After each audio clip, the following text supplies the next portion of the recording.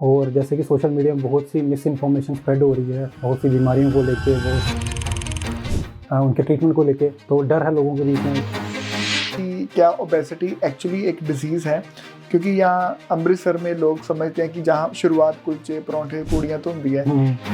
तो ओबेसिटी या मोटापा WHO वर्ल्ड हेल्थ ऑर्गेनाइजेशन द्वारा रिकॉग्नाइज्ड एक डिजीज़ है 1948 से। बट इसका पेंडेमिक आया 90s में, जब ये फास्ट फूड कल्चर आया और एक्टिविटी कम होती गई बिकॉज ऑफ एडवांस गैजेट्स आ गए, सब कुछ आ गया, activity come, everything is at your finger tips. और ये पेंडेमिक इतना बढ़ रहा है, एस्टिमेट है 2030 तक half of the world population will be affected by this. आने वाले टाइम में कार्डियोवैस्कुलर डिजीज की भी वर्ल्ड कैपिटल होगी, ओबेसिटी की भी होगी, लीवर डिजीज की भी होगी, और साथ ही साथ कैंसर का खतरा ज्यादा होता है ओबेसिटी में। लोग बोलते हैं यार मैं तो डाइटिंग कर रहा हूँ, ठीक है, मुझे फर्क नहीं पड़ रहा। कोई बोलते हैं यार मैं तो कुछ भी खाता हूँ, मेरा वेट बढ़ना शुरू हो जाता है। कुछ लोग बोलते हैं मैं तो जितना मर्जी खाई जाऊँ, मेरा वेट नहीं बढ़ता। तो जैसे ओबेसिटी को मैनेजमेंट के लिए क्या क्या रास्ते हैं, किस लेवल तक, किस चीज के, जैसे डाइट के साथ किस और एक्सरसाइज के साथ किस लेवल तक हम इसको मेंटेन कर सकते हैं, और क्या इसकी कुछ मेडिकेशंस भी अवेलेबल हैं। जैसे आजकल हम बहुत कुछ देख रहे हैं इंटरनेट पे, ये कैप्सूल खाओ, ये खाओ, फैट बर्निंग खाओ, इंजेक्शन लगवा लो, और फिर आजकल सर्जरीज भी बहुत अवेलेबल है। Welcome to the episode 5 of the health hour with doctor Vikram. आज के जो हमारे गेस्ट स्पीकर हैं, his name is doctor Arun K Sharma. Sir, he is MS in general surgery, he has done MCH in minimal access gastro surgery and fellow in bariatric surgery. He has spent more than 6.5 years in prestigious institute AIIMS Delhi and now practicing in Fortis Amritsar from last more than a year। ਅੱਜ ਦੇ podcast ਦੇ ਵਿੱਚ ਅਸੀਂ ਬਹੁਤ ਹੀ detail ਦੇ ਵਿੱਚ discuss ਕੀਤਾ obesity ਕੀ ਹੈ, ਕਿਸ ਲੈਵਲ ਦੀ ਓਬੈਸਿਟੀ ਕਿਸ ਲੈਵਲ ਦੇ ਟ੍ਰੀਟਮੈਂਟ ਨਾਲ ਠੀਕ ਹੋ ਸਕਦੀ ਹੈ, ਕਿੰਨਾਂ ਨੂੰ ਡਾਈਟਿੰਗ ਨਾਲ ਐਕਸਰਸਾਈਜ਼ ਨਾਲ ਫਰਕ ਪੈ ਸਕਦਾ ਹੈ, ਕਿੰਨਾਂ ਨੂੰ ਸਰਜਰੀ ਕਰਾਣੀ ਚਾਹੀਦੀ ਹੈ, ਕਿੰਨਾਂ ਨੂੰ ਸਰਜਰੀ ਨਹੀਂ ਕਰਾਣੀ ਚਾਹੀਦੀ, ਕਿੱਥੋਂ ਸਰਜਰੀ ਕਰਾਣੀ ਚਾਹੀਦੀ ਹੈ, ਕੀ ਕੋਈ ਦਵਾਈਆਂ ਨਾਲ ਫੈਟ ਬਰਨ ਹੁੰਦੀ ਹੈ, ਜੇ ਸਰਜਰੀ ਕਰਾਉਂਦੇ ਆ ਇਹਦੇ ਪੋਜ਼ਿਟਿਵ ਇਫੈਕਟ ਕੀ ਹੈ, ਨੈਗੇਟਿਵ ਇਫੈਕਟ ਕੀ ਹੈ, ਸਰਜਰੀ ਕਰਾਉਣ ਦੇ ਨਾਲ ਕੀ ਸ਼ੂਗਰ ਵੀ ਕਿਉਰ ਹੋ ਜਾਂਦੀ ਹੈ। ਇਹ ਸਾਰੀਆਂ ਚੀਜ਼ਾਂ ਦੇ ਕੁਐਸਚਨਸ ਜਿਹੜੇ ਤੁਹਾਨੂੰ ਅੱਜ ਦੇ ਪੋਡਕਾਸਟ 'ਚ ਮਿਲਣਗੇ। ਅੱਜ ਦਾ ਪੋਡਕਾਸਟ ਬਹੁਤ ਵੈਲਿਊਏਬਲ ਹੈ। ਸੋ ਅਗਰ ਤੁਸੀਂ ਵੀ ਸਫਰ ਕਰ ਰਹੇ ਹੋ ਓਬੈਸਿਟੀ ਤੋਂ, ਮੋਟਾਪੇ ਤੋਂ, ਜਾਂ ਤੁਹਾਡੀ ਫੈਮਿਲੀ 'ਚ ਕੋਈ ਸਫਰ ਕਰ ਰਿਹਾ, ਤਾਂ do watch the full podcast. ਇਹ ਵਾਲਾ ਇਨੀਸ਼ੀਏਟਿਵ ਦੀ ਹੈਲਥ ਹਾਰ is sponsored ਬਾय Singh dental care. ਸਾਡਾ ਇਹੀ ਪਰਪਸ ਹੈ ਕਿ ਇੱਕ ਅਥੈਂਟਿਕ ਇਨਫੋਰਮੇਸ਼ਨ, ਇੱਕ ਪਲੇਟਫਾਰਮ ਕ੍ਰੀਏਟ ਕੀਤਾ ਜਾਵੇ ਜਿੱਥੇ ਸਿਰਫ ਤੇ ਸਿਰਫ ਪ੍ਰੋਫੈਸ਼ਨਲਸ ਇੱਕ ਟੋਟਲੀ ਟ੍ਰਾਂਸਪੇਰੈਂਸੀ ਦੇ ਨਾਲ ਕਾਮਨ ਲੇਮੈਨ ਭਾਸ਼ਾ ਦੇ ਵਿੱਚ ਅਥੈਂਟਿਕੇਟਡ ਇਨਫੋਰਮੇਸ਼ਨ ਪ੍ਰੋਵਾਈਡ ਕਰਨ। ਆਈ ਹੋਪ ਤੁਹਾਨੂੰ ਇਹ ਇਨੀਸ਼ੀਏਟਿਵ ਚੰਗਾ ਲੱਗਾ ਹੋਏਗਾ। Do subscribe to our channels and enjoy the podcast. So welcome Dr. Arun to the Health Hour show. Thank you Dr. Vikram for having me. I am so glad to be here. अरे सबसे पहले तो I really want to thanks कि आपने इतने busy schedule में से अपना टाइम निकाला है for this cause जहाँ पे हम authentic information provide कर रहे हैं, and I really appreciate that. Thanks to you for having this initiative. I think बड़ा अच्छा प्लेटफॉर्म है। और जैसे कि सोशल मीडिया में बहुत सी मिस इन्फॉर्मेशन स्प्रेड हो रही है, बहुत सी बीमारियों को लेके, बहुत सी उनके ट्रीटमेंट को लेके, तो डर है लोगों के बीच में। कभी खासकर जैसे आज मोटापे के बारे में बात करेंगे तो उसको रिलेटेड, तो आई थिंक बड़ा अच्छा प्लेटफॉर्म है, बड़ा इनिशिएटिव अच्छा है आपका, जिसकी वजह से हम ये सारी चीज़ें क्लियर करेंगे और एक जेन्युइन और ऑथेंटिक इन्फॉर्मेशन एक्सपर्ट्स के द्वारा पेशेंट को प्रोवाइड करवाएंगे। और आज हम जो ओबेसिटी और सर्जरी के बारे में जितने भी मिथ्स हैं उसको बस्ट करेंगे। So let's go. Let's start. चलिए डॉक्टर अरुण, पहले ना आप थोड़ा सा अपने बारे में बताइए कि कैसे आपकी जर्नी शुरू हुई for becoming a doctor, MBBS से लेके फोर्टिस अमृतसर तक का सफर। तो मैं बेसिकली जम्मू से हूँ। जम्मू के साथ कठुआ डिस्ट्रिक्ट है, वहाँ एक छोटा सा गाँव है, वहाँ मेरा जन्म हुआ दिसंबर 86 में। और स्टार्टिंग में मेरे पापा जो फाइनेंशियल ऑफिसर थे गवर्नमेंट में, JK गवर्नमेंट में, तो पोस्टिंग होती रहती थी, तो सिटी में पोस्टिंग थी, तो काफ़ी टाइम मिला करने को स्पेंड इन सिटी में। तो स्कूलिंग भी सारी सिटी में हुई, जम्मू सिटी में, और MBBS मैंने वहीं ज्वाइन किया। और मेरे पापा शायद मतलब था उनकी एक चॉइस थी, he himself probably wants to become a doctor. और क्योंकि इसका एक रीज़न था, स्टार्टिंग में उन्होंने एक हॉस्पिटल में काम किया था अपने करियर के स्टार्ट में, तो उनको एक लाइकिंग थी और वो चाहते थे कि मैं तो नहीं, एटलीस्ट मेरा बेटा डॉक्टर बने। और मेरा जो थोड़ा इंक्लिनेशन था, थोड़ा स्टार्टिंग में इंजीनियरिंग की तरफ था, बट सिलेक्शन दोनों तरफ हो गई, इंजीनियरिंग और मेडिकल स्कूल में भी। So then I went on to live his dream. और स्टार्टिंग में एक ऐसा था कि फर्स्ट ईयर में I was like just an average, इतना इंटरेस्ट नहीं था, बट सेकंड ईयर में I happen to visit the operating room, जहाँ पे लेप्रोस्कोपिक सर्जरी से मेरा इनिशियली एक कॉन्टैक्ट हुआ। और वो कहते हैं जैसे अर्जुन को मछली की आँख दिख गई, तो मेरे लिए वो एक फोकस था कि हाँ अब मेरे को ये चीज़ करनी है, और इसी में मेरा इंटरेस्ट डेवलप हो गया। I was very good through my surgical practice even during my MBBS। और उसके बाद MS के लिए मैं मास्टर्स के लिए कश्मीर चला गया, शेर कश्मीर जो एक स्टेट का बहुत अच्छा इंस्टीट्यूट है। और वहाँ करते करते मेरे को रियलाइज़ हुआ कि I have to go to the best of the institutes in the country. और then I landed up at AIIMS New Delhi, जहाँ मैंने ऑल इंडिया एग्जाम टॉप भी किया था, दैट MCA सेंटर एग्जाम, जिसमें आई थिंक बहुत tough competition था. Obviously. So I remember दो sleepless nights finally paying it. और एम्स दिल्ली में मैंने लगभग 6.5-7 साल स्पेंड किए, जहाँ MCH in minimal access GI surgery, उसके बाद फेलोशिप इन बैरिएट्रिक सर्जरी, उसका भी अलग से एंट्रेंस होता है, साल भर में एक ही सीट आती है. सो वो भी आप प्रॉपर क्वालिफाई करके आपको एंट्रेंस दे के क्लियर करना होता है. एंड आफ्टर दैट ड्यूरिंग दो 6.5 years 7 years I happen to spend around I think 5-5.5 साल एक किडनी ट्रांसप्लांट यूनिट में, तो जहाँ मैं बाई इंसिडेंटली आप कह सकते हैं, but I develop interest in kidney transplant. तो अनु I am certified kidney transplant surgeon as well. अरे वाह. और उसके बाद एम्स से when I was about to pass out, तो मेरा प्लान था कि किसी बड़े कॉर्पोरेट हॉस्पिटल में काम करूँगा, बड़े सेटअप में.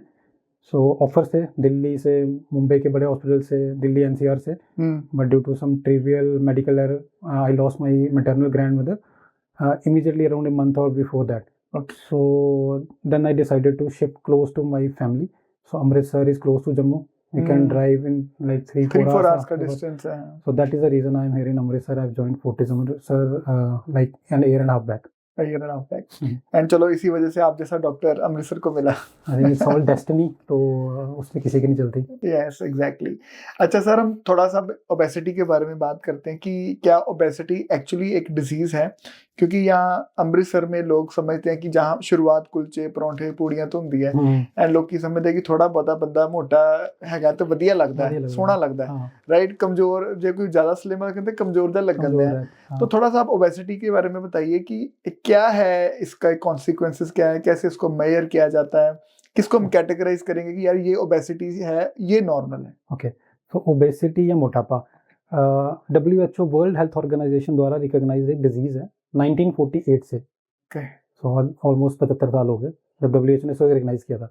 बट इसका पेंडेमिक आया 90s में, जब ये फास्ट फूड कल्चर आया और एक्टिविटी कम होती गई बिकॉज ऑफ एडवांस गैजेट्स आ गए, सब कुछ आ गया, activity come, everything is at your finger tips now. तो एक्टिविटी कम हो गई और इनटेक ज़्यादा हो गया. तो 1997 के आसपास WHO ने इसको पेंडेमिक डिक्लेयर कर दिया. और ये पेंडेमिक इतना बढ़ रहा है कि एस्टिमेट है 2030 तक half of the world population will be affected by this.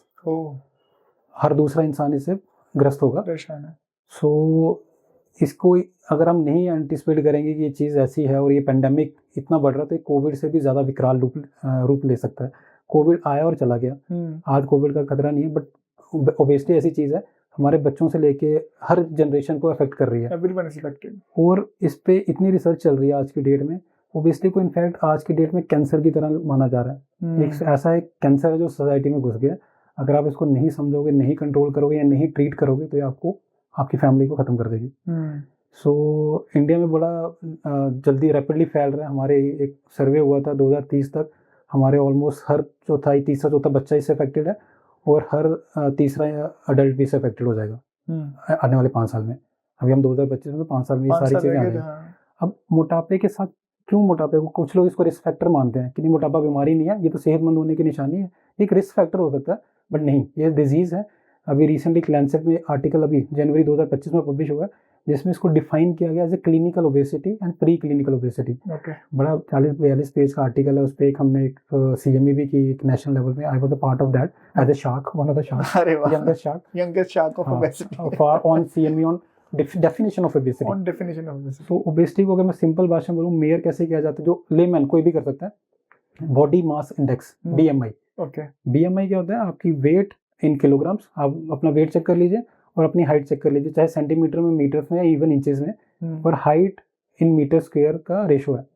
तो अगर आपके पास वेट और हाइट है, आप गूगल पे जाइए अपनी BMI निकालने के लिए, कोई भी स्केल पकड़ लीजिए, कोई भी गूगल उसमें स्केल होता है, अपनी हाइट डालिए और अपनी वेट डाल दीजिए, तो आपको BMI मिल जाएगा. सो 18 से 25 नॉर्मल है all over the world. Normal BMI, अगर आपका BMI 18 से 25 के बीच में आता है, नॉर्मल है.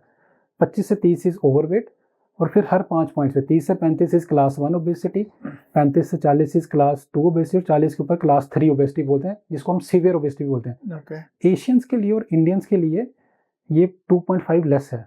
उसका कारण बताता हूँ आपको। तो इस जो 40 है वो इंडियंस के लिए 37.5 है। जो 0.35 है कट ऑफ वो एशियंस के लिए, इंडियंस के लिए 32.5 है। और ओवरवेट की कैटेगरी भी ऐसे कम हो जाती है। तो इंडियंस के लिए नॉर्मल रेंज है 18 से 23, ओके, नॉट 25। ओके, और इसका रीजन है हमारे लोगों में सेंट्रल या विसरल ओबेसिटी या सेंट्रल फैट ज्यादा है। आप नोटिस करो, बंदा पतला है, बाजू पतली, टांगे पतली, पेट बहुत निकला हुआ है। हाँ, विसरल ओबेसिटी बोलते हैं उसको, या सेंट्रल ओबेसिटी बोलते हैं, ज्यादा डेंजरस है, बहुत खतरनाक है। हाई रिस्क है ओबेसिटी का, उसमें हाई रिस्क है कार्डियोवैस्कुलर डिजीज, हार्ट अटैक या स्ट्रोक का उसमें। और इसका रीजन है हमारे पूर्वज, हमारी जो ओल्डर जनरेशन थी, जब आज़ादी आई खाना नहीं था देश में खाने के लिए, भुखमरी थी, फिर रेवोल्यूशन पे revolution, white revolution, green revolution I, abundance of खाना हो गया, आबादी भी बढ़ गई, बट तब भी खाना बहुत ज़्यादा अवेलेबिलिटी है। आज ओवर ईटिंग है। उस समय हमारी बॉडी ट्रेंड है, ट्यून्ड है फास्टिंग को या अनशन रखने के लिए। हमारे जीन्स वैसे हैं। हाँ। यस, इसको बोलते हैं थ्रिफ्टी जीन्स। जीन्स। तो जीन्स वैसे मॉडिफाई हुए कि इसमें हम फास्टिंग ज़्यादा हमें सूट करती है, बट हम ओवर ईटिंग कर रहे हैं। वो ओवर ईटिंग से वो सेंट्रल ओबेसिटी, लीवर पे फैट जमा हो रहा है, फैटी लीवर हो रहा है, सेंट्रल विसरल फैट ज़्यादा हो रहा है। और ये ज़्यादा डेंजरस है रादर देन दोज ओबेसिटी जो यूरोपियंस में, अमेरिकन्स में देखी जाती है, जहाँ एक होमोजेनियस ओबेसिटी ओवरऑल बॉडी बढ़ती है। हाँ, जैसे थाइस में भी आता हुआ, बट हमारे में सेंट्रल ओबेसिटी ज़्यादा है, ये ज़्यादा खतरनाक है। इसीलिए हम वर्ल्ड कैपिटल ऑफ डायबिटीज़ भी हैं। और आने वाले टाइम में कार्डियोवैस्कुलर डिजीज़ की भी वर्ल्ड कैपिटल होगी, ओबेसिटी की भी होगी, लीवर डिजीज़ की भी होगी, और साथ ही साथ कैंसर का खतरा ज़्यादा होता है ओबेसिटी में। 13 तरह का कैंसर लेडीज़ में, जिसमें बच्चेदानी का कैंसर आता है, ब्रेस्ट कैंसर आता है, और 11 तरह का कैंसर का खतरा मर्दों में ज़्यादा होता है, जिसमें GI ट्रैक के कैंसर हैं, प्रोस्टेट कैंसर है, जो 1 से 8 गुना ज़्यादा होते हैं compare to a normal weight individual. तो ये खतरे बढ़ते जा रहे हैं। तो हमारी देश में कैंसर भी बड़ा तेज़ी से बढ़ रहा है। तो कहीं ना कहीं ये सारे हमारे खान पीन से और हमारे मोटापे से रिलेटेड भी हैं। इसका मतलब whosoever is suffering from obesity, वो तो एक तलवार की धार के ऊपर ही खड़ा है। एग्जैक्टली, उसको कुछ भी हो सकता है। yes. और कुछ हो गया, रिकवरी के चांसेस भी स्लो और होने के चांसेस भी ज्यादा। तो इसमें एक चीज़ और बोलूँगी, जैसे कैंसर की बात ही कर रहा हूँ, तो आफ्टर स्मोकिंग और tobacco, obesity is the second most commonest preventable risk factor for cancer. तो अगर आपको स्मोकिंग और टबैको के शौक नहीं है और आप मोटे नहीं हैं, तो 2 सबसे कॉमनेस्ट कैंसर कॉजिंग जो फैक्टर हैं वो आपने कम कर लिए।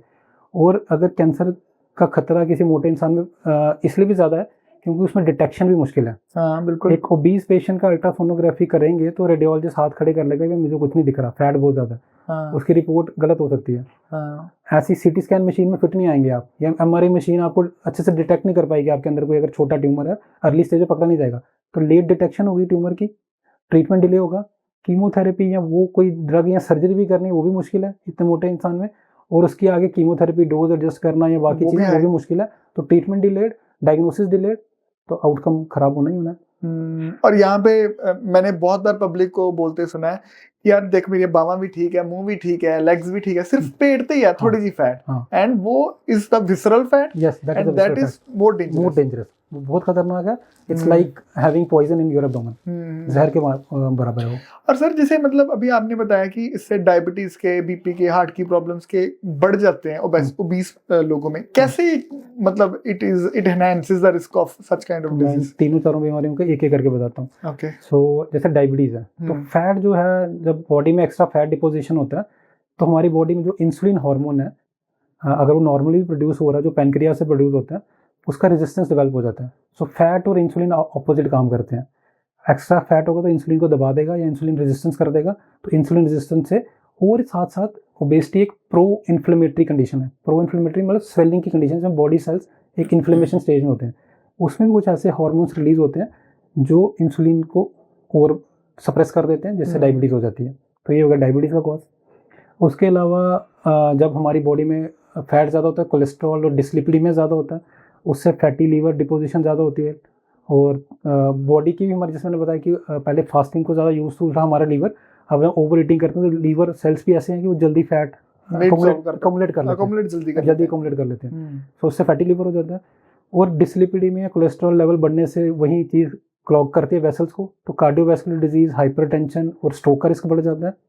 और एक और बीमारी है ऑब्स्ट्रक्टिव स्लीप एपनिया, OSA, जो क्लियरली मोटापे के साथ बहुत क्लोजली रिलेटेड है। रीजन क्या है? एक्स्ट्रा एब्डोमिनल फैट और चेस्ट के ऊपर भी एक्स्ट्रा फैट डिपोजिशन से आपके जो एयरवेज हैं वो कंप्रेस हो जाते हैं। तो आप जब सोते हैं, खासकर जब सुपाइन सोते हैं और आप नींद में होते हो, कई बार टंग फॉल भी करती है, कई बार नेजल, और इस ऑब्स्ट्रक्शन की वजह से ऑक्सीजन कम हो जाती है।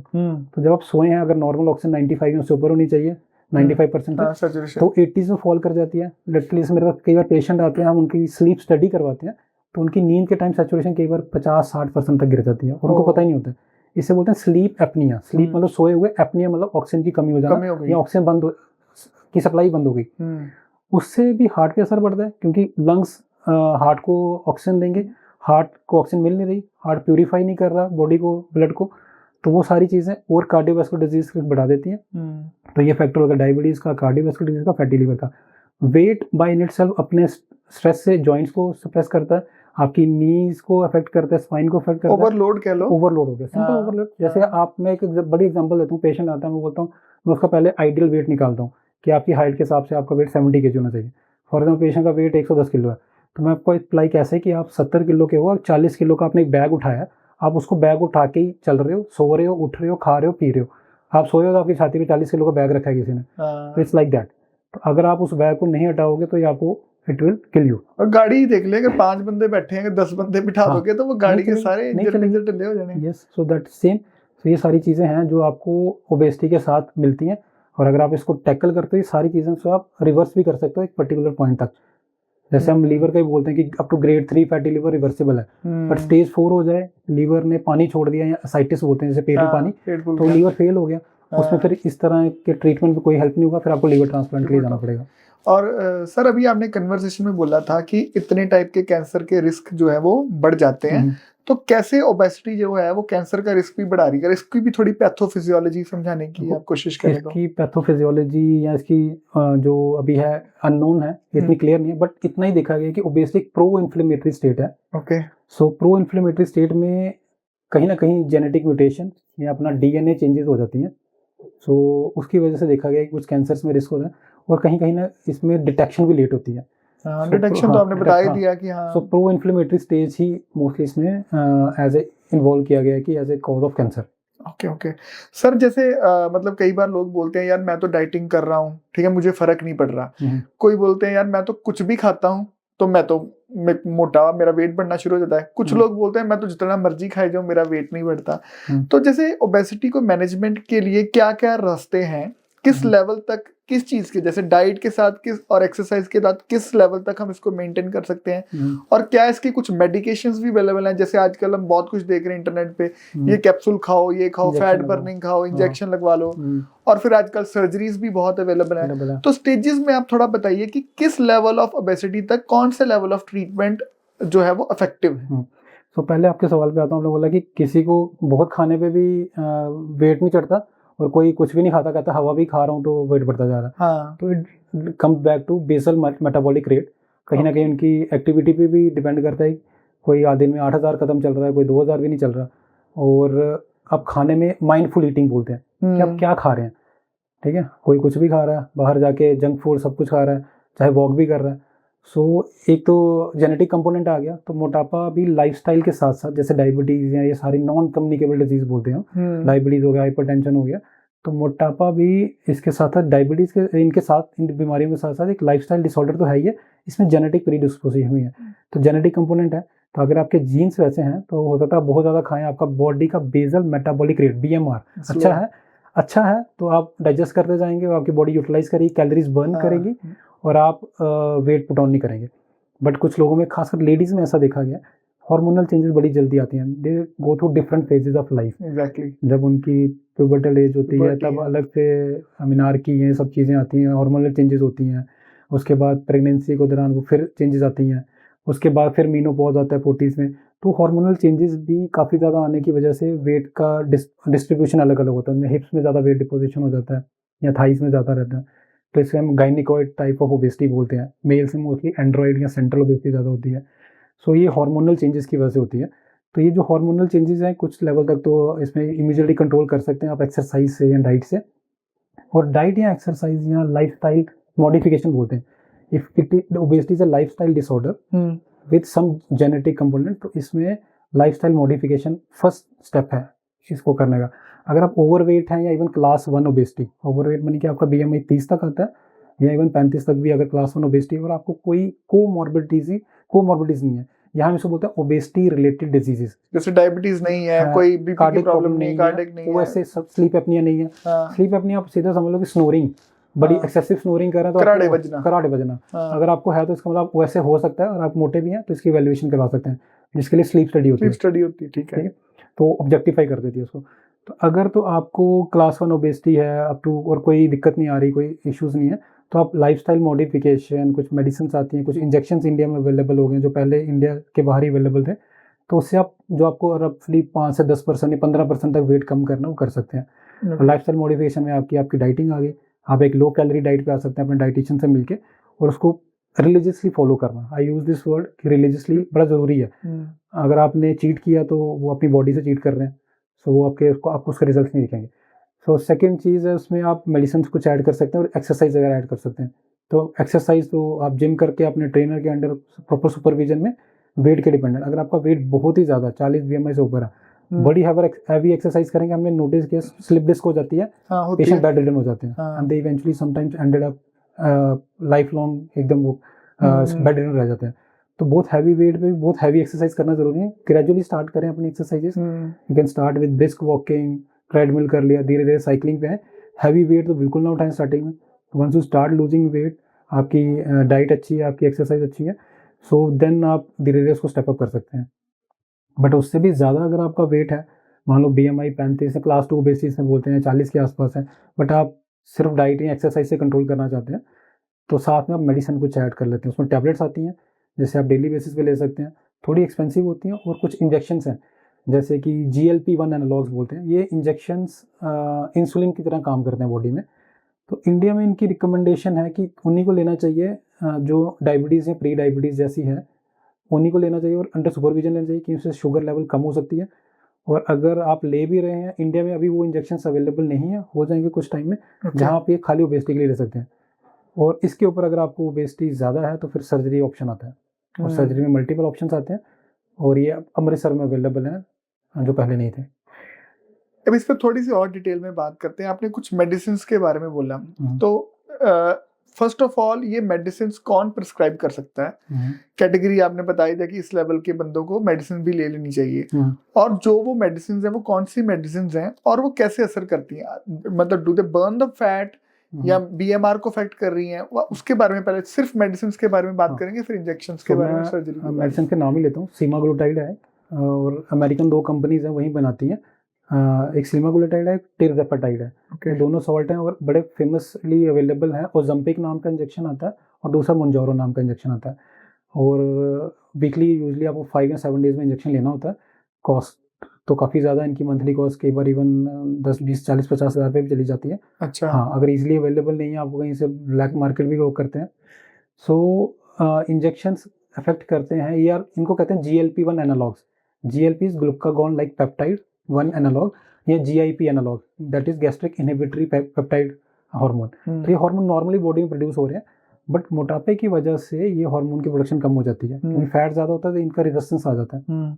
तो ये मेडिसिन इन हार्मोन्स को जस्ट बाहर से सप्लीमेंट करने वाली बात है, कि जैसे आप इंसुलिन ले रहे हैं, सो ये इंसुलिन की प्रोडक्शन को बढ़ाते हैं, और इस हार्मोन की प्रोडक्शन से जब आपका फैट भी थोड़ा बर्न होता है, बट मेन इंपॉर्टेंट है आपकी सेटाइटी अर्ली आती है, सो आपका एपेटाइट सप्रेस करते हैं।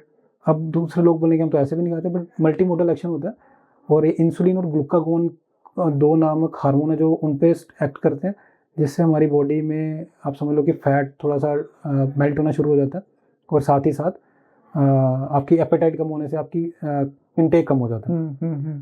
सो उसके बाद जब आपका वेट कम होता है, बट एक चीज़ है कि इसकी जो सेफ्टी एंड ड्रग्स की अभी तक सिर्फ मैक्सिमम 72 वीक्स, रफली आप समझ लो 1.5 साल, उससे ज़्यादा इसकी सेफ्टी नहीं देखी गई है। इनफैक्ट कुछ एनिमल मॉडल्स में, एनिमल मॉडल्स में देखा कि लॉन्ग टर्म यूज से थायराइड के कैंसर होने का खतरा बढ़ जाता है इन मेडिसिन से। सो ये एक्सपेरिमेंटल एनिमल मॉडल्स में देखा, ह्यूमंस में नहीं देखा गया, क्योंकि इतनी लॉन्ग टर्म अभी तक दे नहीं गई। हाँ, तो सेफ्टी मॉडल भी देखना पड़ेगा, और काफ़ी लोग इसको टॉलरेट भी नहीं कर पाते। तो मेरे पास रिसेंटली एक पेशेंट आए थे ऑस्ट्रेलिया से, उन्होंने 3 साल तक ओज़ेम्पिक और पिछले 8 महीने से मोंजोरो, दोनों इंजेक्शन पे थे, ट्राई कर लिए।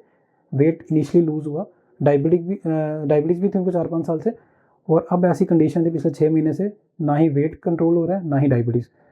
HbA1c जो ग्लाइकोसाइलेटेड हीमोग्लोबिन होता है, जो नॉर्मली 6 साढ़े 6 होना चाहिए, उनका 11 था। ओह हमारे पास सर्जरी के लिए आए थे, क्योंकि ऑस्ट्रेलिया में इस सर्जरी की वेटिंग लिस्ट 1 साल है। ओह सोचो यूरोप या बाहर वाली कंट्रीज में कितनी ऑफनली ये सर्जरी परफॉर्म हो रही है कि वेटिंग लिस्ट 1 साल की है। तो आपको 1 साल वेट करना था, एंड शी वाज यंग, वो वेट नहीं करना चाहते थे, तो उन्होंने सर्च किया और यहाँ आके सर्जरी करवाई। इसका मतलब जो भी आपने मेडिसिन और इंजेक्शंस बोला है, ये लोग ट्राई मतलब अभी चल तो रहे हैं, लेकिन इनकी लॉन्ग टर्म सेफ्टी पे भी क्वेश्चन मार्क है। तो इन शॉर्ट ये फेज 4 ट्रायल कहते हैं, उस पे चल रहा है। ट्रायल बोलते हैं लॉन्ग टर्म सेफ्टी, या मार्केट में जब जनरल पॉपुलेशन में देखते हैं तो बड़ी बार हमें सुना होगा कि वो ड्रग विड्रॉ हो गया मार्केट से। तो ऐसा हो सकता है कि इनमें से कोई ड्रग विड्रॉ हो जाए, और ऐसे पुराने ड्रग्स पहले भी आए हैं जो विड्रॉ हो चुके हैं मार्केट से, इसके बारे में तो उनकी सेफ्टी जब नहीं देखी गई। और सबसे बड़ी बात आपकी, मैंने बोला क्लास 1 ओबेसिटी तक ही ये रिकमेंडेड है, जहाँ आपको सिर्फ 10 से 15% वेट कम करके आप नॉर्मल ओवरवेट कैटेगरी में आ जाओगे या नॉर्मल वेट में आ जाओगे, तो वहाँ ये काम करेंगे।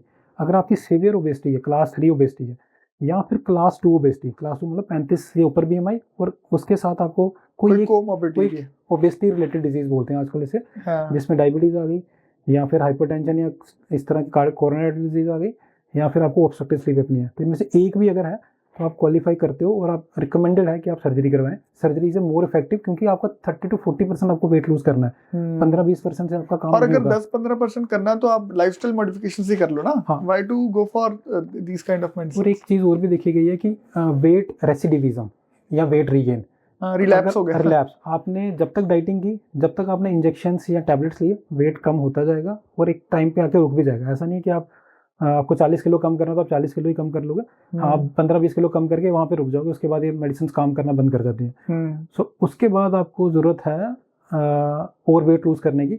और जैसे आपने ये चीज़ें छोड़ दी, आपने चीट करना शुरू कर दिया अपनी डाइट पे या एक्सरसाइज पे, तो वापस उस पर वेट या उससे ज़्यादा भी हो जाएगा। क्योंकि एक थर्मोसेट पॉइंट होता है जिसपे आपका वेट बॉडी कंट्रोल करने की कोशिश करती है, जैसे आपकी बॉडी का टेम्परेचर आपकी बॉडी कंट्रोल करने की कोशिश करती है, तो वैसे ही आपका वेट भी कंट्रोल करने की कोशिश करती है आपकी बॉडी सेल्स, जैसे फैट हार्मोन्स हैं, फैट सेल्स हैं, और कोशिश करती है कि आपने कम किया तो जैसे ही आप थोड़ा भी लीनियंट हुए वापस वेट उस पर चला जाएगा। तो इसका मतलब surgery is a better way than going for the medication. Yes, but for class 2 obesity with comorbidities और class 3 obesity without any comorbidities, तो आपको कोई दिक्कत नहीं है, बट वेट बहुत ज़्यादा है, तो वेट 30 से 40% कम करना है आपको। जैसे 120 किलो है, आपको 80-70s में आना है, तो उसमें और सस्टेन्ड, बड़ा इंपॉर्टेंट वर्ड है कि सर्जरी में कुछ ऐसी चेंजेस करते हैं जिसमें सस्टेन्ड वेट लॉस होता है, क्योंकि आपकी बॉडी में अब वो इरिवर्सिबल चेंज हो गई। जैसे स्टमक का साइज छोटा हो गया, या गैस्ट्रिक बाईपास करके इंटेस्टाइन अब स्टमक के साथ जल्दी खाना इंटेस्टाइन में चला जाएगा, तो हमने एक सेगमेंट बाईपास कर दिया, तो उसका फ़ायदा ये है कि आप वो इरिवर्सिबल है, उसको वापस नहीं करने को आप कर सकते हैं, उसके लिए सर्जरी चाहिए। आप मेडिसिन बंद कर दी, आप इरिवर्सिबल हो गया, आपने मेडिसिन बंद कर दी तो आपका वापस रिवर्सिबल चीज़ें आ जाएंगी, बट सर्जरी आप जाओगे वापस करवाने तो तभी रिवर्स होगी वो, अदरवाइज वो इरिवर्सिबल है। तो उस इरिवर्सिबल चेंज से आपको एक सस्टेन्ड इफेक्ट मिलता रहेगा लाइफ लॉन्ग। अगर आपने 30 में सर्जरी कराई, वो सर्जरी आपको 60-70 की उम्र में भी सर्व करेगी, तो आपको इन मेडिकेशन, इन ड्रग्स से बच सकते हैं आप। अब ये सर्जरी के बारे में अलग से थोड़ा और डिटेल में बात करते हैं। आप पहले ये बताइए सर्जरी का नाम क्या है, कौन कर सकता है ये सर्जरी, और इस सर्जरी में आपने अभी 2-3 चीजें बोली है ना, कि इसमें हम स्टमक बाईपास कर सकते हैं इंटेस्टाइन में डायरेक्टली, तो थोड़ा स्टेप बाय स्टेप धीरे धीरे क्लेम एंड टर्म में समझाइए कि ये कैटेगरीज में ये सर्जरी का नाम होता है, ये परफॉर्म कर सकता है बंदा, और ये इसमें कैटेगरी होती है, एडवांटेजेस डिसएडवांटेजेस इस वजह से। तो ये सर्जरी नहीं है पहली चीज। पहली सर्जरी 1954 में हुई थी, बायरेट्रिक सर्जरी 1954 में हुई थी। तो इसका नाम बैरिएट्रिक सर्जरी, बेराज एक लैटिन वर्ड है, इसका मतलब है कि वेट लॉस या प्रेशर कम करना। सो पहले इसका नाम बैरिएट्रिक सर्जरी था, तब ओपन करते थे, तो मोटे इंसान में अगर आप ओपन सर्जरी करोगे तो कॉम्प्लिकेशन रेट ज़्यादा रहती थी, जख्म ही नहीं बढ़ता था, इन्फेक्शन रहती थी। सो जब 1980 में लेप्रोस्कोपिक या एंडोस्कोपिक टेक्निक्स आई तो ये सर्जरी पॉपुलर होती गई, कि दूरबीन से होना शुरू हो गई। तो 80s में तो अर्ली पार्ट था, जो एंडोविजन सिस्टम या लेप्रोस्कोपिक सिस्टम था उसका विजन इतना अच्छा नहीं था, तो by the turn of century, आप समझ लो 2000 के बाद ये सर्जरी ज़्यादा पॉपुलर हुई, जब हमारा सिस्टम या एंडोविजन या लेप्रोस्कोपिक सिस्टम और अच्छा हो गया। तो इसको बैरिएट्रिक सर्जरी बोलते हैं, पुराना नाम है। आज की डेट में इसको मेटाबॉलिक सर्जरी भी बोलते हैं, क्योंकि आप बॉडी का सिर्फ वेट नहीं कम कर रहे हैं, मेटाबॉलिज्म भी रिवर्स कर रहे हैं, इंप्रूव कर रहे हैं जी। कोई हार्मोनल चेंजेस, इसको हार्मोनल सर्जरी भी बोलते हैं। अच्छा और इसको डायबिटीज सर्जरी भी बोलते हैं।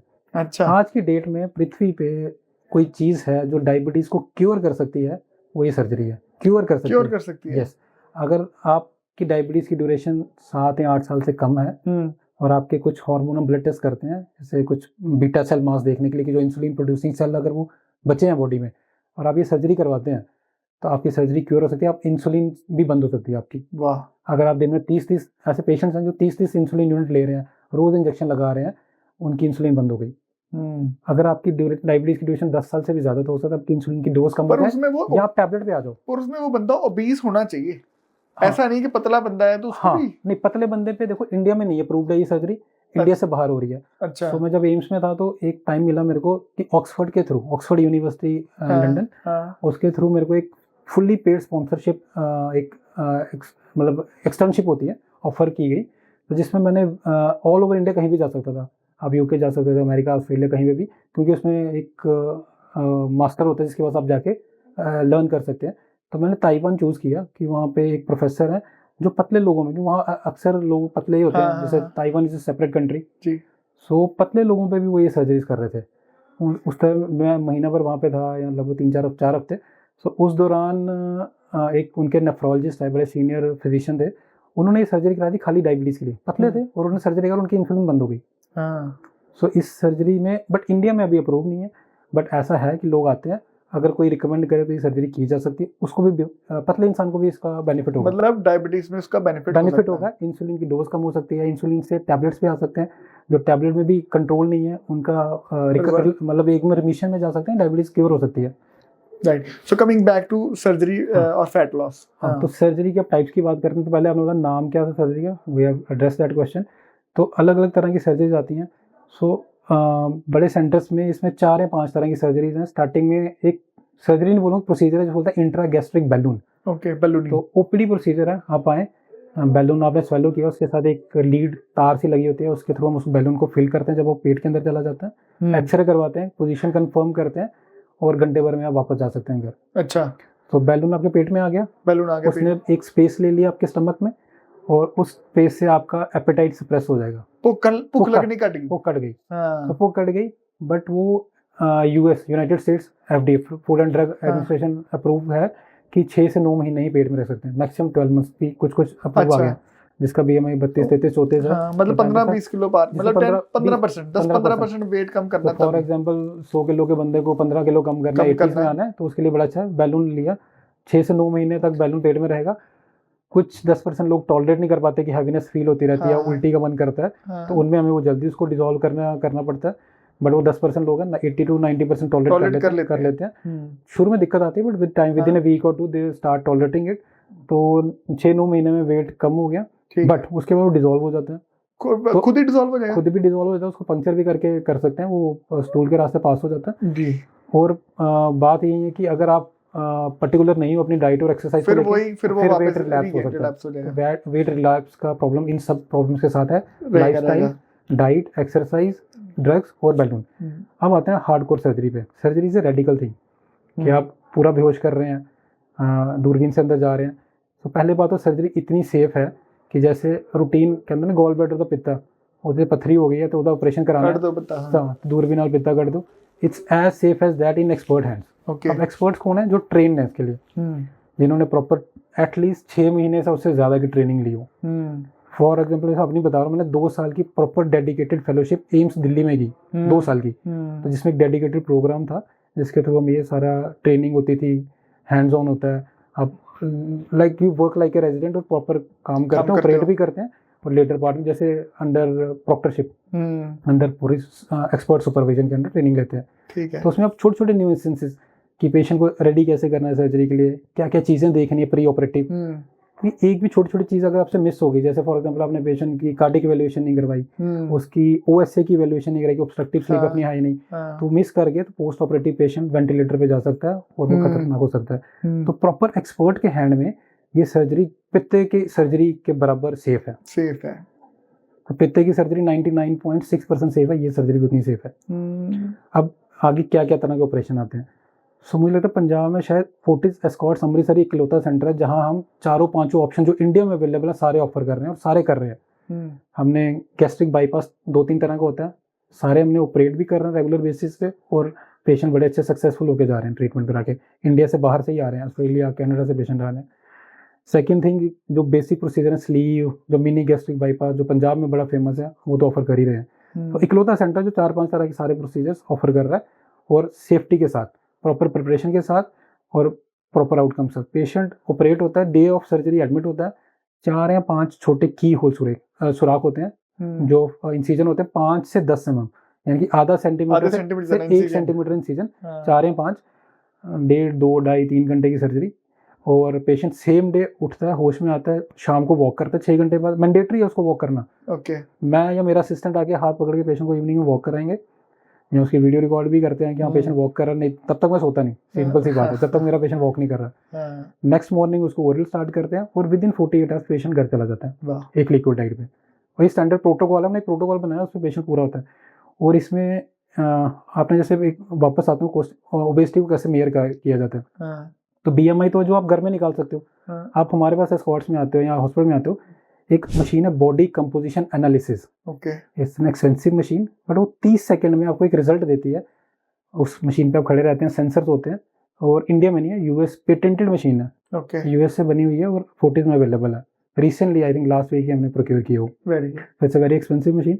30-40 सेकंड में आपको रिजल्ट देगी कि आपकी बॉडी में कितना वाटर है, कितना फैट मास है, कितना मसल मास है, जिससे हमें पता चलता है कि आपको कितना फैट कम करने की जरूरत है। फॉलो अप पे भी, जब आप इस सर्जरी के बाद कभी 3 महीने में या 6 महीने में, साल में फॉलो अप करते हैं, तो हम मॉनिटर करते हैं, मेजर करते हैं कि फैट परसेंटेज कम हो रहा है, और हमें ये पता चलता है कि पेशेंट कितना एक्टिव है अपनी लाइफ में। क्योंकि सर्जरी एक वन स्टॉप सोल्यूशन है, बट ओबेसिटी एक वन स्टॉप बीमारी नहीं है, ये क्रॉनिक डिजीज है। तो इसको आपको मैनेज करना है, आपको एक लाइफ लॉन्ग एक डिसिप्लिन पे रहना पड़ेगा।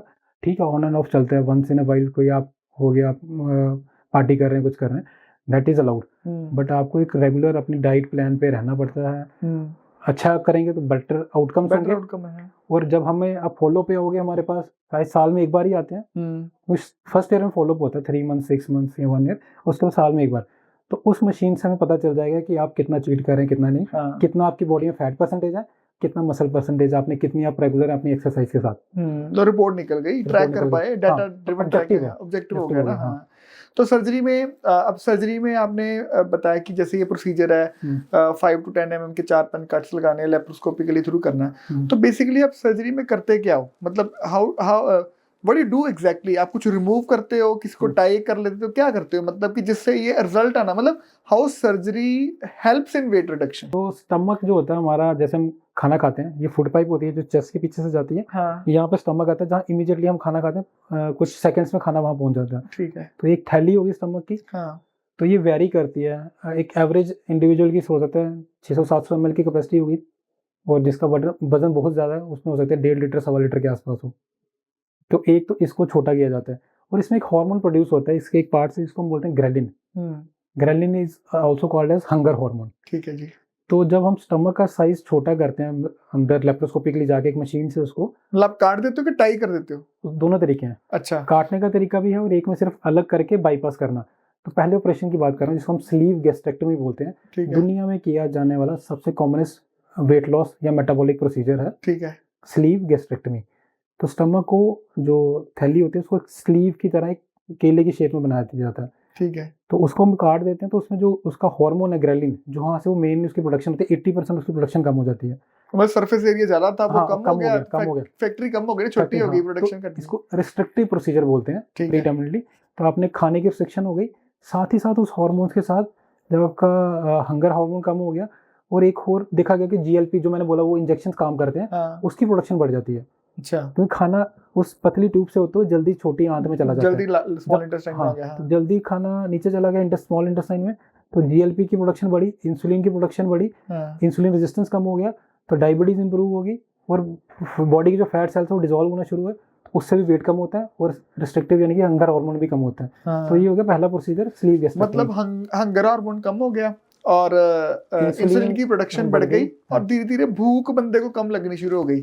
और फैट सेल भी डिस्ट्रक्शन बढ़ गई, हाँ फैट सेल की डिसॉल्वेशन या डिसॉल्वेशन बढ़ गई, उस वजह से क्या होगा, पेशेंट का वेट ग्रेजुअली लूज होना शुरू हो जाएगा, कम होगा, क्योंकि अभी उसका वेट तो ज्यादा है, कैलोरीज उसको ज्यादा चाहिए, मतलब रेस्टिंग मेटाबॉलिज्म में रहने के लिए, और इनटेक कम हो गया, कैलोरी डेफिशिट स्टेट में पहुंच गया और वेट कम होना शुरू हो गया। तो ये वेट हर हफ्ते 1 से 2 किलो कम होता है, 1 से 2 किलो हर हफ्ते, एवरी वीक। तो महीने में आप 6 से 8 किलो या 4 से 8 किलो कम कर सकते हैं, और लगभग आपको फाइनल शेप में आते हैं, जो आपका वेट नॉर्मल रेंज में आना चाहिए 30-40% कम करना है, उसको आते आते 9 महीने तक भी लग सकते हैं, 6-9 महीने या कभी कभी साल भर भी लग जाता है, और उसके बाद तो नहीं कम होगा, मतलब उसके बाद कम नहीं होगा।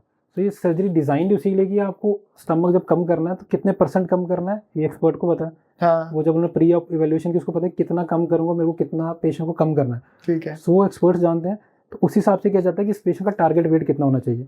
हाँ, उसको ध्यान में रखते हुए रिवर्स इंजीनियरिंग, हाँ सर्जरी की जाती है। अब उसमें दूसरी चीज़ आती है कि बाकी प्रोसीजर्स, जैसे किसी को स्लीव से ही फायदा हो जाएगा, किसी को बाईपास, हमें पता कि नहीं इसको स्लीव से फायदा नहीं होना, इसका वेट ज़्यादा है, तो हमें इसको बाईपास भी करना पड़ेगा, तो हम स्टमक को छोटा काट, इसमें तो स्टमक को पहले प्रोसीजर में स्टमक जो काट वो निकाल देते हैं बाहर, ठीक है।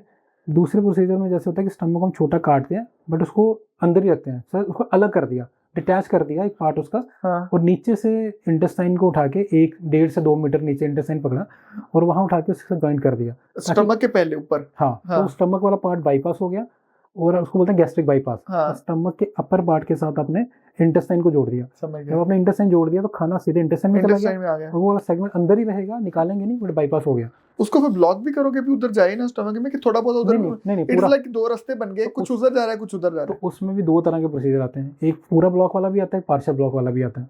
ओके, सो उसमें भी आपको डिसाइड करना है किस पेशेंट को पार्शियल ब्लॉक वाला है, it's a lot of science behind it, it's not easy कि कई बार पेशेंट ही आते हैं पढ़ के कि मेरे को ये प्रोसीजर कर दो, वो तो थोड़ी बताएगा, तो वो Google information, half information is more dangerous, तो हम उनको गाइड करते हैं कि ये प्रोसीजर में ये चीज़ें हैं, इसमें ये प्रॉब्लम आ सकती है, इसमें ये आ सकता है, इसमें ये बेनिफिट है, और आपको इतना वेट कम करना है, या देखो it is dependent on age, patient किस एज पे आ रहा है, उसका जेंडर क्या है, मेल है फीमेल है, उसकी डाइट क्या है, वेदर इज वेजिटेरियन डाइट और मिक्स्ड डाइट पे है या नॉन वेज प्रीडोमिनेंट है, तो उस पर प्रोसीजर वेरी करता है, वेदर इज स्मोकर और नॉन स्मोकर, उस पर प्रोसीजर वेरी करता है, कोमॉर्बिडिटी, लाइफस्टाइल, अल्कोहलिक है नहीं है, डायबिटीज है, कितनी ज्यादा डायबिटीज है, उस पर क्या प्रोसीजर है, विदाउट डायबिटीज क्या प्रोसीजर है, तो ये सारी चीजें मतलब 15-20 क्राइटेरिया हैं जिससे हम डिसाइड करते हैं। मतलब we should not tell the doctor कि मेरे को ये वाली सर्जरी का, इट इज द ड्यूटी और responsibility of the doctor to analyse. हाँ, तो still we are okay with that, अगर कोई आता भी है कि मैंने वो सर्जरी करवानी है तो हम एजुकेशन देते हैं, बट कई बार कई पेशेंट बड़े मतलब फिक्स होते हैं हमें यही करवाना है, तो स्टिल हम प्रॉपर तरीके से उनको एक्सप्लेन करके फिर उस पर वो डिस्कशन करते हैं। अच्छा, coming back to this point कि आपने बाईपास कर दिया, अब खाना सीधा स्मॉल इंटेस्टाइन में जा रहा है, थोड़ा बहुत किसी में आपने स्टमक को ब्लॉक भी कर दिया, किसी में नहीं भी किया, तो सेम वे इस प्रोसीजर में भी सेम वही इफेक्ट होगा कि इंसुलिन की प्रोडक्शन बढ़ जाएगी, फैट सेल जल्दी डिसॉल्व होंगे, जीएलपी की प्रोडक्शन भी कम हो जाएगी। So everything is around GLP-1। Okay, सारी साइंस उसके आसपास, GLP-1 के आसपास ही घूम रहा है, सारा घूम रहा है। हाँ, सर्जरी का एडिशनल बेनिफिट है कि वो ग्रेलिन हार्मोन को भी, जो हंगर हार्मोन है उसको भी कंट्रोल करता है जी। GLP-1 पे ही सारी इंटरनेशनल कंपनीज लगी हुई हैं, उसके पीछे ड्रग्स आ रहे हैं, बहुत मार्केटिंग हो रही है, बड़े एक्सपेंसिव ड्रग्स हैं, मतलब सर्जरी से महंगे हैं ड्रग्स। अगर आपने साल भर इंजेक्शन ले लिया, आपको 6 लाख का खर्चा है, सर्जरी उससे हाफ रेट में हो जाएगी। वन स्टॉप सोल्यूशन है। अगर आप साल भर 50-60 हज़ार कॉस्ट लेके मंथली चलते हो तो आपका 5 से 6 लाख खर्चा हो गया इंजेक्शंस का, और जैसे आपने 3 महीने नहीं लिए तो वापस वही कंडीशन हो सकती है। देखिए डॉक्टर अरुण, जैसे अभी मैं आपकी सारी बातें समझ रहा हूँ, राइट, तो मेरे दिमाग में आ रहा है कि यार अगर मैं भी डॉक्टर मतलब पेशेंट हूँ, ओबीस पेशेंट हूँ, तो मैं भी सोचूंगा यार मतलब I think I should go for a surgery, but I think जो इमीडिएट क्वेश्चन मेरे दिमाग में आ रहा है वो आ रहा है कि यार because it is a surgery, मतलब हम लोगों के लिए बीइंग अ डॉक्टर तो it is like routine procedure ना, हम तो सबकॉन्शियस माइंड से भी सर्जरी कर लेंगे, लेकिन ये है कि बीइंग अ पेशेंट मेरे को शायद समटाइम्स लगेगा कि यार सर्जरी, मैं जानना चाहूंगा इनफैक्ट कि क्या इसके नेगेटिव इफेक्ट्स हैं ऑफ द सर्जरी, प्रोसीजर कैसे होगा, मतलब चलो वो तो आपने बता ही दिया कि यार 2-3 घंटे का प्रोसीजर है, 6 घंटे में पेशेंट को उठा के चलाते भी हैं, राइट, मेरे को कोई लॉन्ग टर्म इसके साइड इफेक्ट होंगे, या अगर हम इसको जनरलाइज करें, what are the side effects of bariatric surgery? तो ऐसा बोलूँगी शॉर्ट टर्म जो कॉम्प्लिकेशंस करेंगे और लॉन्ग टर्म होती हैं, तो शॉर्ट टर्म साइड इफेक्ट्स तो लिटरली कुछ भी नहीं है अगर एक्सपर्ट सेफ हैंड्स में किया जाए। बाकी जैसे मैंने बोला गॉल ब्लैडर की सर्जरी 99.6% सेफ है, 0.4% क्या है उसमें 0.4% की चोट लग सकती है इंटेस्टाइन के साथ वाले पार्ट को, उसके साथ लीवर की नली जाती है, बाइल डक्ट, तो उसकी चोट हो सकती है। और इस तरह के पेशेंट मैं बोलूँ कि गॉल ब्लैडर मैं रूटीन में करता हूँ, आज भी 2 सर्जरीज करके आया हूँ। तो इस तरह की गॉल ब्लैडर की सर्जरीज की कॉम्प्लिकेशंस हम बाहर से ओके पेशेंट आते हैं ऑपरेट करके बड़े कॉमनली देखते हैं। सो इस तरह की सर्जरी की जैसे बैरेट्रिक सर्जरी या वेट लॉस सर्जरी है तो 0.4-0.5% चांसेस होता है कि आपने कोई जॉइंट लगाया है या स्लीव बनाया है उसमें, तो उसमें कोई जॉइंट में लीक हो सकता है। सो उसके लिए वही होता है कि एक्सपर्ट टू एक्सपर्ट वेरी करता है। जैसे मेरी प्रोटोकॉल है कि मैं मशीन से तो चाहे उसको हम रीफैक्शन करते हैं, तो मैं उसके ऊपर एक सूचर लेयर एक्स्ट्रा टाइम लगा के 15-20 मिनट एक्स्ट्रा लगा के so that I can sleep at peace, और मुझे पता कि मेरे पेशेंट की कोई इस तरह की वो जो कॉम्प्लिकेशन है वो जीरो कर देता हूँ। उसके अलावा दूसरी कॉम्प्लिकेशंस क्या है कि इस तरह के पेशेंट अगर उनको कोमॉर्बिडिटीज है, जैसे किसी को बड़ा सीवियर ओएसए है, तो उसमें हो सकता है कि उसको बाद में ऑक्सीजनेशन की थोड़ी प्रॉब्लम, क्योंकि वेंटिलेटर पे रहता है ड्यूरिंग द सर्जरी पेशेंट, पूरा बेहोश रखते हैं उसको, तो हो सकता है उठने में थोड़ी दिक्कत आए या कोई चेस्ट की इन्फेक्शन हो जाए लॉन्ग, अगर 3 घंटे की सर्जरी है, 2 घंटे या 2.5 घंटे की सर्जरी है, या उसको डीवीटी, क्योंकि जब पेशेंट इमोबाइल रहता है हो सकता है कि टांगों में थोड़ा खून जम जाए या कोई हार्ट की प्रॉब्लम आ जाए, तो उस तरह के इश्यूज रहते हैं।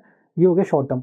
लॉन्ग टर्म में बोलने की अगर हमने जैसे सेगमेंट स्टमक अगर छोटा किया, जो पहला ऑपरेशन स्लीव, तो उसमें इश्यूज ना के बराबर है, क्योंकि आपकी कंटिन्यूटी मेंटेन रहती है। हमने सिर्फ स्टमक का एक्स्ट्रा पार्ट निकाल दिया, छोटा किया, तो उसमें कोई दिक्कत नहीं आती। बस इनिशियली आपको आपकी डाइट एडजस्ट करनी है।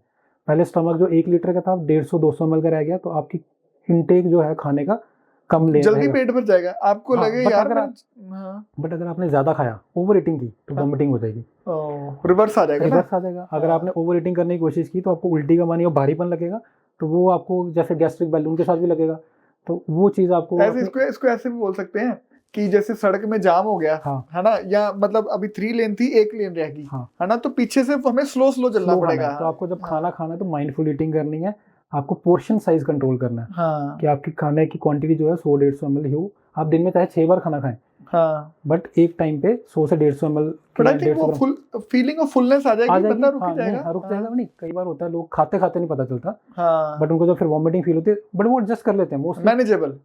वो फ्यू वीक्स में खुद ही समझ आता है पेशेंट को कि मेरे को इतनी डाइट लेनी है और इसमें मेरे को सूट कर रहा है, चाहे मैं आधी चपाती 1 चपाती मेरे को फुल फील हो रहा है, मेरे को उससे ज़्यादा नहीं खाना है। तो एक तो वो चीज़ हो गई।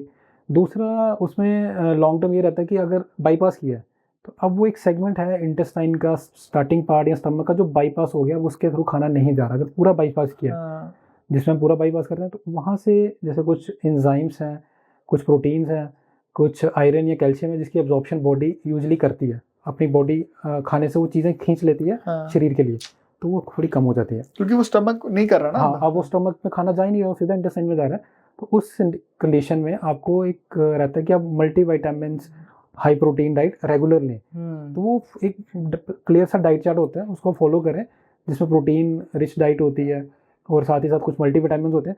बट अगर आप कंपेयर करें कि आप डायबिटीज़ के लिए इंसुलिन ले रहे थे, कार्डिक मेडिकेशन ले रहे थे, आपकी ओएसए के रिलेटेड चल रही थी, आपकी जॉइंट पेन के लिए मेडिसिन ले रहे थे, वो सारी मेडिसिन छोड़ के आपको मल्टीविटामिन लेनी है, जो शायद आप बिलीव करेंगे मैं और आप भी ले रहे हैं रेगुलर। मैं भी ले रहा हूँ मल्टीविटामिन, प्रोटीन तो मैं लेता ही हम भी लेते हैं, तो उनको हल्का सा एक्स्ट्रा लेना है और ज़्यादा रेगुलरली लेना है। मैं और आप शायद हफ्ते में 3 दिन लेंगे तो चल जाएगा, उनको हफ्ते में 7 में से 6 दिन लेना है, एक दिन वो भी स्किप कर सकते हैं। So they can take those medication regularly, और वो भी इनिशियल पार्ट में ज़्यादा, जब आपका वेट एक एक्सेस वेट से जैसे 120 है, तो जब तक आपका वेट 70-75 तक आ रहा है, एक बार स्टेबलाइज हो जाएगा तो उसको आप चलो 6 की जगह 5 दिन लेना है।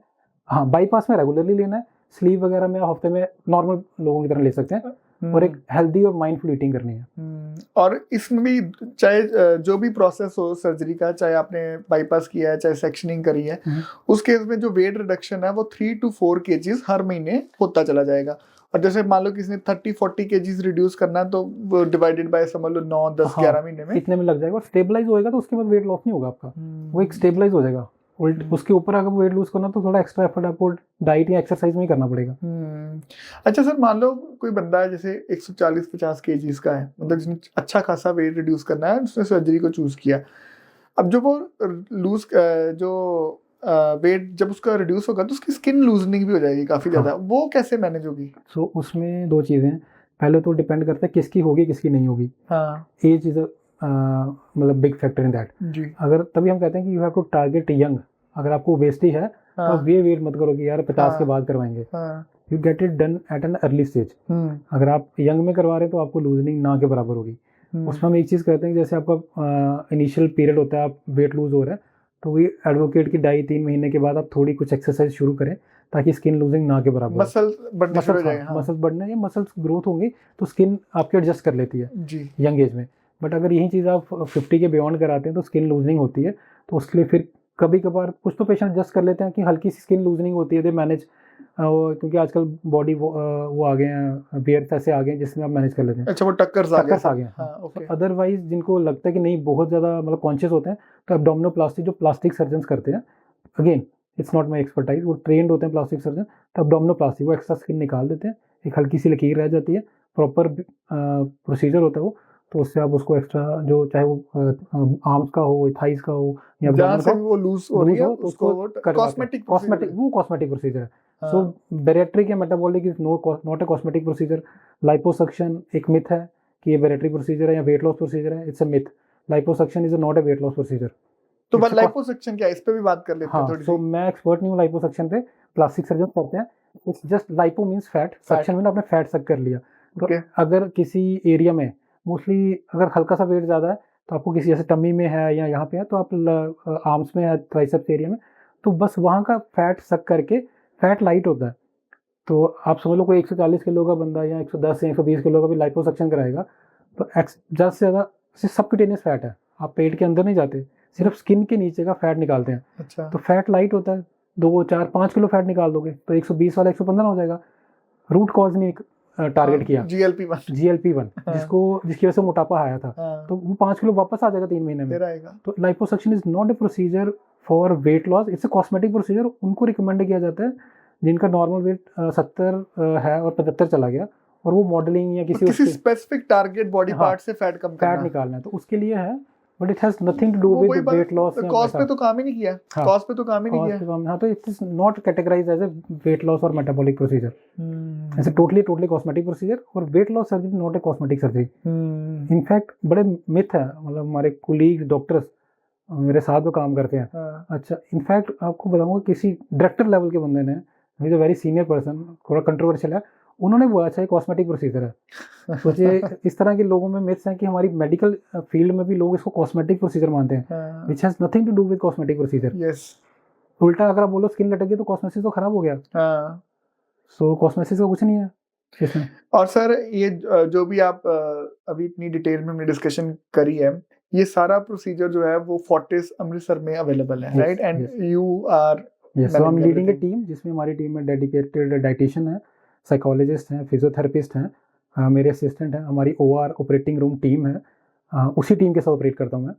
सो अगर टीम अवेलेबल नहीं, I will not operate. Okay, so it's that much particular. और एक पर्टिकुलर एंडोविजन सिस्टम है, हाई डेफिनेशन 4K सिस्टम, उसी में ऑपरेट करेंगे। अगर वो सिस्टम अवेलेबल है, वही मतलब शेड्यूल करते हैं, शेड्यूल्ड है, मतलब multiple surgeries are going on ना, तो वैसे ही कर रहे हैं। और ये सर इंश्योरेंस में भी ये प्रोसीजर कवर होता है मतलब? यस, सो 2019 में तो there is a society in India, we called it obesity and metabolic surgery society of India, OSSI। So उसमें सारे बैरिएट्रिक सर्जन्स हैं या वेट लॉस सर्जन्स हम बोलेंगे, मेटाबॉलिक सर्जन्स हैं जो ट्रेंड है इसमें, वो उसके मेंबर्स हैं। तो उन्होंने हमारे सीनियर्स हैं, मैं तो बड़ा यंग हूँ इसमें, लेस देन 40। सो उन्होंने बड़ी फाइट की है, 2019 में इसको इंश्योरेंस के एम्बिट में लाया। अच्छा। So insurance companies no cover it. अभी भी कुछ कंपनी जिप्सा इंश्योरेंस जैसे बोलते हैं वो कवर नहीं करती हैं, बट लास्ट ईयर अक्टूबर से वो भी आ गई हैं इसके अंदर। तो अब सारी इंश्योरेंस कंपनीज इसको कवर करती हैं।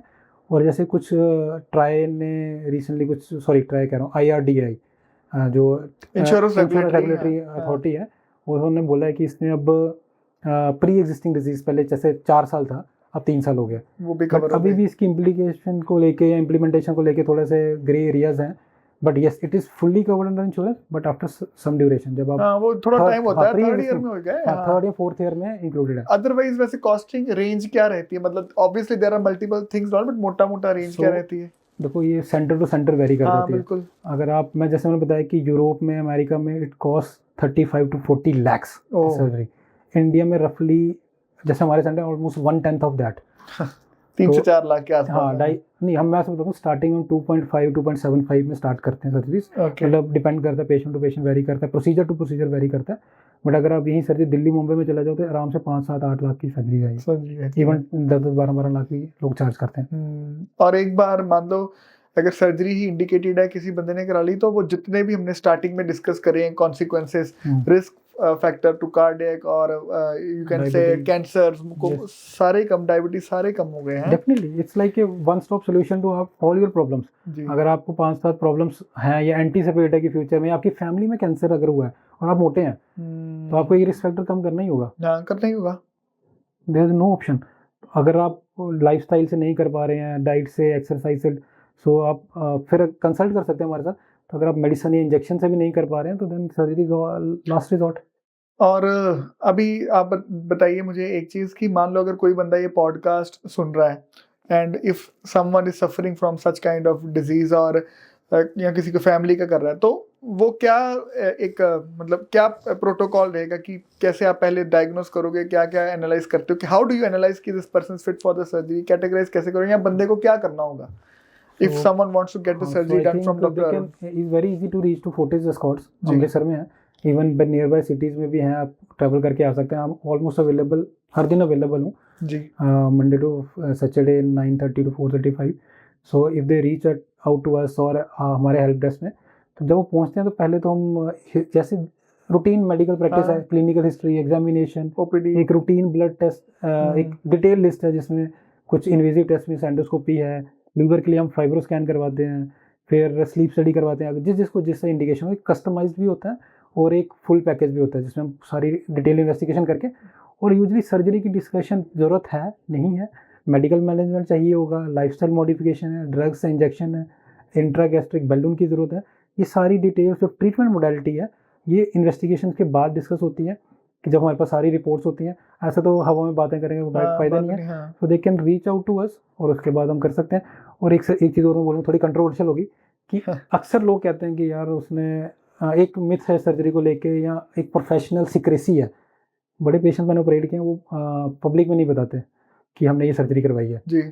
सो मैं मुंबई में I have good friends and contacts, तो मेजॉरिटी हम देखते हैं सेलिब्रिटीज़ भी कई बार वेट कम कर लेते हैं, ये बताते नहीं है।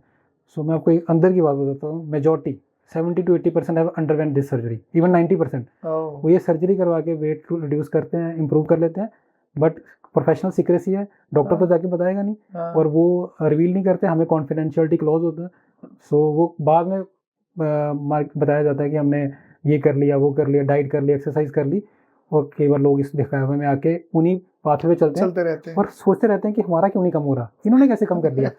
तो वो एक समझ रहे हैं कि वो एक गिमिक है कि आपको ये चीज़ समझनी पड़ेगी कि what works best for you. वो सेलिब्रिटी के लिए काम कर गया, बट आपके लिए क्या काम करेगा वो आपको समझना पड़ेगा। एंड वो गूगल नहीं बताएगा, इसीलिए तो शायद हम ये पॉडकास्ट कर रहे हैं कि मतलब ये तो डॉक्टर इज द पर्सन ना, तो किसके पास जाना है, किसके पास पहुंचना है, उस प्रॉब्लम के लिए वो एक्सपर्ट ही बता पाएगा। तो आपको समझना होगा ये चीज़। राइट। डॉक्टर साहब, कुछ और मिथ्स लास्ट में आगे इस पॉडकास्ट में, कुछ ऐसे मिथ जो आप रूटीन में सुनते हो, आपको बड़ा गुस्सा लगता है यार ये क्वेश्चन क्यों पूछ रहा है, कुछ ऐसे मिथ जो सर्जरी के अराउंड है आप बताना चाहिए? एक तो मिथ यही है कि सर्जरी का पहले तो ये है कि खतरा बड़ा है, जान का खतरा। हाँ। अक्सर लोग बोलते हैं कि जी सर्जरी नहीं करवाएंगे, हम उठेंगे नहीं, बेहोश हो जाएंगे। बट एक सिंपल एग्जांपल बताता हूँ, 135 किलो की लेडी थी, कुछ दिन पहले 10-15 दिन पहले हमारे पास आए और मैंने हिस्ट्री ली तो कहते हैं दोनों घुटने बदल चुके हैं, नी रिप्लेसमेंट हो रखा है, रीढ़ की हड्डी में प्रॉब्लम आई तो स्पाइन की सर्जरी भी हो रखी है। मेरे पास आया था कि गॉल ब्लैडर में स्टोन है जिसकी हल्की सी दिक्कत आ रही है, पेन आ रही है, तो वो रिमूव करवाना चाहते हैं। तो उनका इंश्योरेंस भी था, मैंने बोला आपकी सर्जरी कवर हो जाएगी, आप क्यों ना ये सर्जरी भी कराओ, दोनों चीज़ें साथ में कर सकते हैं तो आपका वेट लॉस भी हो जाएगा। बट उन्होंने मना कर दिया कि गॉल ब्लैडर तो सिंपल सर्जरी है, हर कोई करवाता है, ठीक हो जाएगा, बट इस सर्जरी में मैंने सुना है कि जान का खतरा है, या बड़ी कमजोरी आ जाएगी या वीकनेस आ जाएगी। तो पहली होगी जान का खतरा, तो मैं ही बता रहा हूँ एक्सपर्ट हैंड में ये सर्जरी 99.6% सेफ है, as safe as gall bladder removal. ठीक है। और सेकंड चीज़ आ गई कमजोरी आना।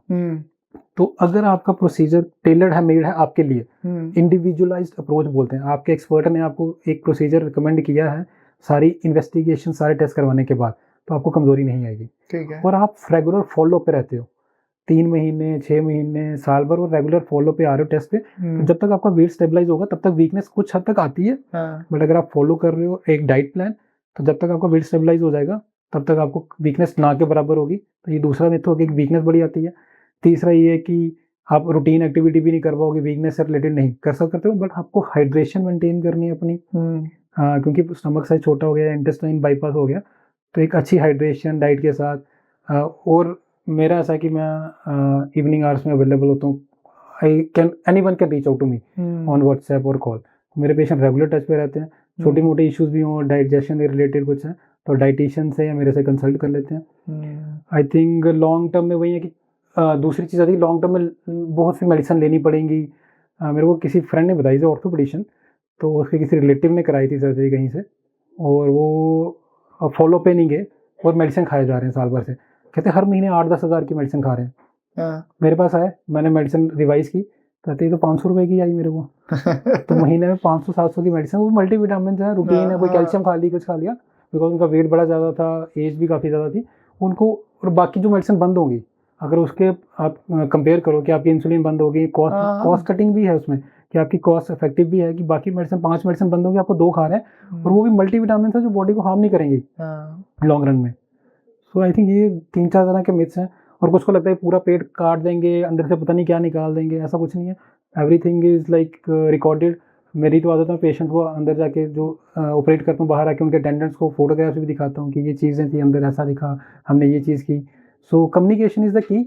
तो मे बी कुछ सेंटर्स होंगे जहाँ पे ऐसी सर्जरीज पहले हुई होंगी जहाँ कम्युनिकेशन गैप रहा होगा, तो जिसकी वजह से पेशेंट को इस तरह की मिस हुई। कुछ मिथ है, हाँ, बट कई बार हो भी जाता है, समटाइम्स कम्युनिकेट नहीं कर पाया पेशेंट के साथ, बट आई थिंक अगर ट्रांसपेरेंसी और वेल कम्युनिकेटेड है तो I think it's safe. Rare case में जैसे 1-2 बार न्यूज़ में था कि लाइपोसक्शन करवाने पे किसी मॉडल की डेथ हो गई, 1.5-2 साल पहले न्यूज़ थी कहीं पे, बड़ा हाईलाइट हो गया।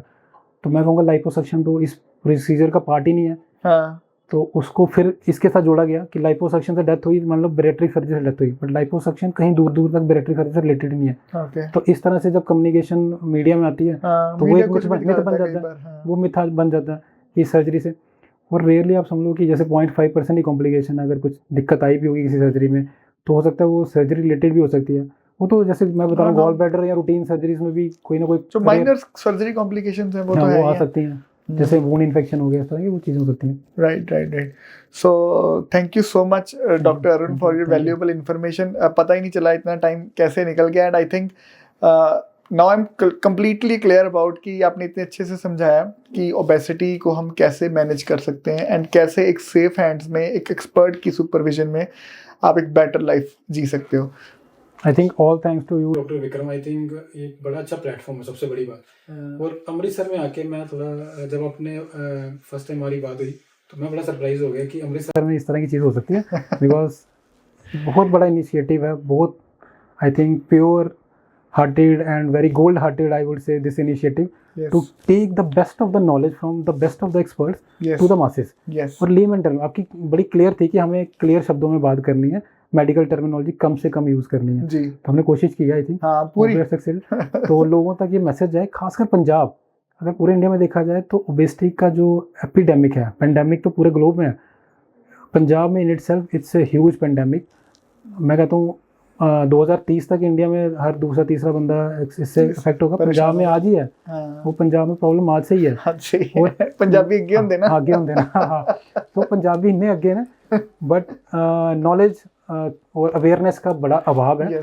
और इस पॉडकास्ट के थ्रू यही मैसेज देना चाहते हैं कि आप हेल्थ को नज़रअंदाज ना करें और मोटापे को सेहतमंद ना होने की निशानी ना समझें। ये एक बड़ी बड़ी बीमारी है और ये आपके ऑर्गन्स को डैमेज कर रही है अंदर ही अंदर, चाहे आपके हार्ट हो, आपका लीवर हो, आपका इंटेस्टाइन हो। तो इससे बचना है तो पहले इसको टैकल करना पड़ेगा। Right. So thank you so much. और गाइज आई होप आपको ये इनिशिएटिव अच्छा लगा है। अगर आप डॉक्टर अरुण को रीच करना चाहते हैं तो आप फोर्टिस अमृतसर हॉस्पिटल जा सकते हैं। सर के क्रेडेंशियल्स इस डिस्क्रिप्शन में मेंशन्ड है। और अगर आपको ये इनिशिएटिव अच्छा लग रहा है of spreading this positive awareness, authenticated information, मतलब सीधी बात, नो बकवास, और that also from the experts, तो do subscribe to this page, share the positivity. अगर कोई बंदा परेशान है इन चीज़ों से और आपको लग रहा है कि ओबेसिटी से परेशान है और ये वाला पॉडकास्ट उसको हेल्प कर सकता है, तो do share this video. And thank you so much. This podcast has been sponsored by Singh dental care. Thank you sir. Thank you doctor Arun. Thank you so much for having me. I am so glad and pleased to be here. Thank you sir.